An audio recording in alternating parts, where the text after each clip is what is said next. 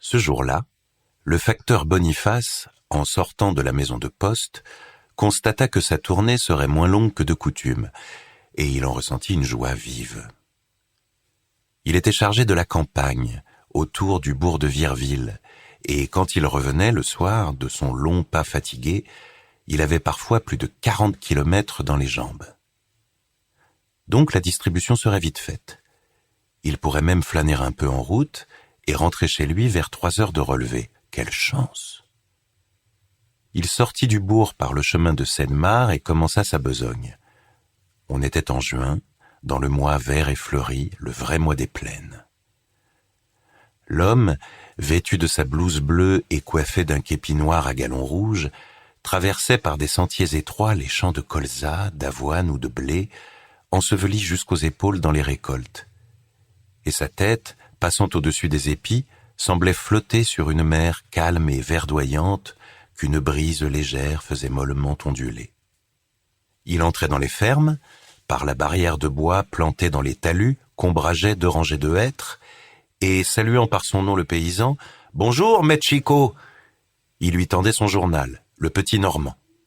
Le fermier essuyait sa main à son fond de culotte, recevait la feuille de papier et la glissait dans sa poche pour la lire à son aise après le repas de midi. Le chien, logé dans un baril au pied d'un pommier penchant, jappait avec fureur en tirant sur sa chaîne. Et le piéton, sans se retourner, repartait de son allure militaire, en allongeant ses grandes jambes, le bras gauche sur sa sacoche et le droit manœuvrant sur sa canne qui marchait comme lui d'une façon continue et pressée. Il distribua ses imprimés et ses lettres dans le hameau de Seine-Mare, puis il se remit en route à travers champs pour porter le courrier du percepteur, qui habitait une petite maison isolée à 1 kilomètre du bourg. C'était un nouveau percepteur, Monsieur Chapaty, arrivé la semaine dernière et marié depuis peu. Il recevait un journal de Paris, et parfois le facteur Boniface, quand il avait le temps, jetait un coup d'œil sur l'imprimé avant de le remettre au destinataire. Donc, il ouvrit sa sacoche, prit la feuille, la fit glisser hors de sa bande, la déplia et se mit à lire tout en marchant. La première page ne l'intéressait guère, la politique le laissait froid, il passait toujours la finance, mais les faits divers le passionnaient. Ils étaient très nourris ce jour-là. Il s'émut même si vivement au récit d'un crime accompli dans le logis d'un garde-chasse qu'il s'arrêta au milieu d'une pièce de trèfle pour le relire lentement. Les détails étaient affreux. Un bûcheron, en passant au matin auprès de la maison forestière, avait remarqué un peu de sang sur le seuil, comme si on avait saigné du nez. Le garde aura tué quelques lapins cette nuit, pensa-t-il, mais en approchant, il s'aperçut que la porte demeurait entr'ouverte et que la serrure avait été brisée. Alors, saisi de peur, il courut au village prévenir le maire. Celui-ci prit comme renfort le garde champêtre et l'instituteur, et les 4 hommes revinrent ensemble. Ils trouvèrent le forestier égorgé devant la cheminée, sa femme étranglée sous le lit, et leur petite fille, âgée de 6 ans, étouffée entre 2 matelas.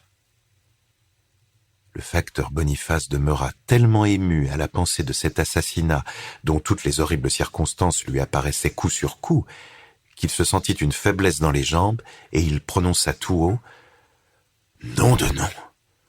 Y a-t-il tout de même des gens qui sont canailles ?» Puis il repassa le journal dans sa ceinture de papier et repartit, la tête pleine de la vision du crime. Il atteignit bientôt la demeure de Monsieur Chapaty. Il ouvrit la barrière du petit jardin et s'approcha de la maison. C'était une construction basse, ne contenant qu'un rez-de-chaussée, coiffé d'un toit mansardé. Elle était éloignée de 500 mètres au moins de la maison la plus voisine. Le facteur monta les 2 marches du perron, posa la main sur la serrure, essaya d'ouvrir la porte, et constata qu'elle était fermée. Alors il s'aperçut que les volets n'avaient point été ouverts, et que personne encore n'était sorti ce jour-là. Une inquiétude l'envahit, car M. Chapaty, depuis son arrivée, s'était levé assez tôt. Boniface tira sa montre. Il n'était encore que 7h10 du matin. Il se trouvait donc en avance de près d'1 heure. N'importe, le percepteur aurait dû être debout. Alors il fit le tour de la demeure en marchant avec précaution, comme s'il eût couru quelque danger. Il ne remarqua rien de suspect. Que des pas d'hommes dans une plate-bande de fraisiers. Mais tout à coup, il demeura immobile, perclus d'angoisse, en passant devant une fenêtre. On gémissait dans la maison. Il s'approcha et, enjambant une bordure de thym, colla son oreille contre l'auvent pour mieux écouter. Assurément, on gémissait. Il entendait fort bien de longs soupirs douloureux, une sorte de râle, un bruit de lutte. Puis les gémissements devinrent plus forts, plus répétés, s'accentuèrent encore, se changèrent en cris. Alors Boniface, ne doutant plus qu'un crime s'accomplissait en ce moment-là même chez le percepteur, partit à toutes jambes, retraversa le petit jardin, s'élança à travers la plaine, à travers les récoltes, courant à perdre haleine, secouant sa sacoche qui lui battait les reins, et il arriva, exténué, haletant, éperdu, à la porte de la gendarmerie. Le brigadier mal autour raccommodait une chaise brisée au moyen de pointes et d'un marteau. Le gendarme rôtier tenait entre ses jambes le meuble avarié et présentait un clou sur les bords de la cassure. Alors le brigadier, mâchant sa moustache, les yeux ronds et mouillés d'attention, tapait à tout coup sur les doigts de son subordonné. Le facteur, dès qu'il les aperçut, s'écria « Venez vite, on assassine le percepteur, vite, vite !» Les deux hommes cessèrent leur travail et levèrent la tête, ces têtes étonnées de gens qu'on surprend et qu'on dérange. Boniface, les voyant plus surpris que pressés, répéta « Vite, vite, les voleurs sont dans la maison, j'ai entendu les cris, il n'est que temps !» Le brigadier, posant son marteau par terre, demanda « Qu'est-ce qui vous a donné connaissance de ce fait ?» Le facteur reprit « J'allais porter le journal, avec 2 lettres, quand je remarquai que la porte était fermée et que le percepteur n'était pas levé. Je fis le tour de la maison pour me rendre compte, et j'entendis qu'on gémissait, comme si on eût étranglé quelqu'un, ou qu'on lui eût coupé la gorge. Alors je m'en suis parti au plus vite pour vous chercher, il n'est que temps. » Le brigadier, se redressant, reprit « Et vous n'avez pas porté secours en personne ?»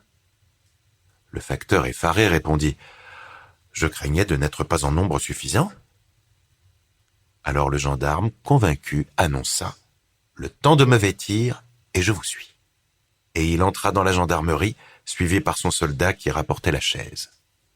Ils reparurent presque aussitôt, et tous 3 se mirent en route, au pas gymnastique, pour le lieu du crime. En arrivant près de la maison, ils ralentirent leur allure par précaution, et le brigadier tira son revolver. Puis ils pénétrèrent tout doucement dans le jardin et s'approchèrent de la muraille. Aucune trace nouvelle n'indiquait que les malfaiteurs fussent partis. La porte demeurait fermée, les fenêtres closes. « Nous les tenons !»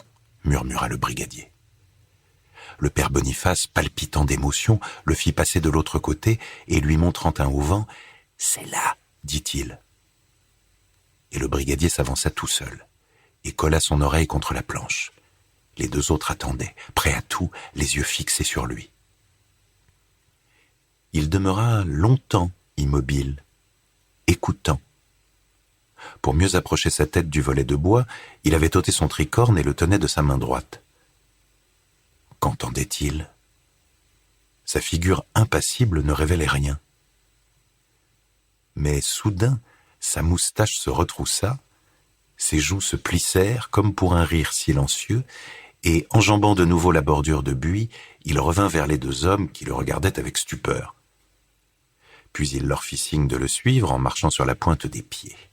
Et, revenant devant l'entrée, il enjoignit à Boniface de glisser sous la porte le journal et les lettres. Le facteur, interdit, obéit cependant avec docilité. « Et maintenant, en route !» dit le brigadier. Mais dès qu'ils eurent passé la barrière, il se retourna vers le piéton et d'un air goguenard, la lèvre narquoise, l'œil retroussé et brillant de joie, « Que vous êtes un malin, vous !» Le vieux demanda « De quoi ? J'ai entendu. Je vous jure que j'ai entendu. » Mais le gendarme, n'y tenant plus, éclata de rire. Il riait comme on suffoque, les 2 mains sur le ventre, pliées en 2, l'œil plein de larmes, avec d'affreuses grimaces autour du nez. Et les 2 autres, affolés, le regardaient. Mais comme il ne pouvait ni parler, ni cesser de rire, ni faire comprendre ce qu'il avait, il fit un geste populaire et polisson.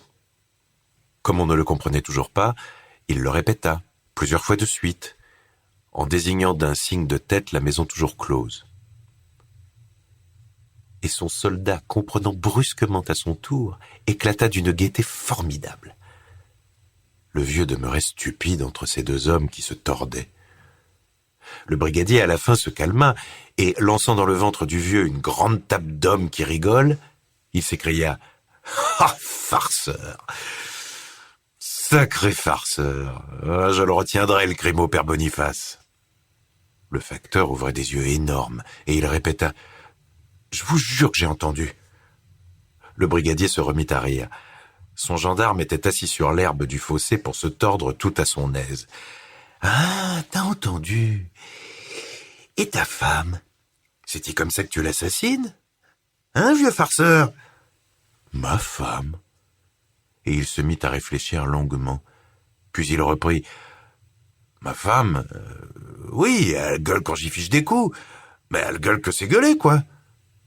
C'est-il donc que M. Chapatibat est la sienne ?» Alors le brigadier, dans un délire de joie, le fit tourner comme une poupée par les épaules et lui souffla dans l'oreille quelque chose dont l'autre demeura abruti d'étonnement. Puis le vieux, pensif, murmura « Non, point comme ça, point comme ça, point comme ça.